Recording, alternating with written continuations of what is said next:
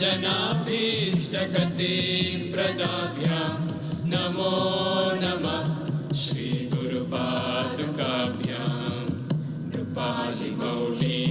रजरत्नकान्ते सरिद्विराज चषकन्यकाभ्यां नृपद्वदाभ्यां नतलोकपङ्क्तेः नमो नमः श्रीगुरुपादुकाभ्यां पापान्धकारार्कपरम्पराभ्यां तापत्रयाहीन्द्रखगेश्वराभ्यां जाड्यादिशंशोषणवाडवाभ्यां नमो नमः श्रीगुरुपादुकाभ्यां शमादिषट्कप्रदवैभवाभ्यां समाधिदानव्रतदीक्षिताभ्यां प्रमाधवाङ्ग्रे स्थिरभक्तिदाभ्यां नमो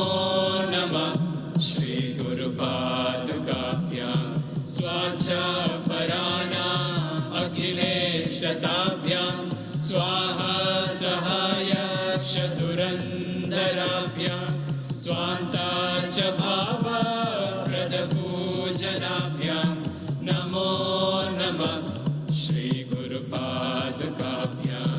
कामादिसर्पव्रजगारुडाभ्यां विवेकवैराग्यनिधिप्रदाभ्यां बोधप्रदाभ्यां धृतमोक्षदाभ्यां नमो नमः श्रीगुरुपादुकाभ्याम् अनन्तसंसारसमुद्रतार नौकायिताभ्यां गुरुभक्तिदाभ्यां वैराग्यसाम्राज्यदपूजनाभ्यां नमो नमः श्रीगुरुपादुकाभ्यां कवित्ववाराशिनिशाकराभ्यां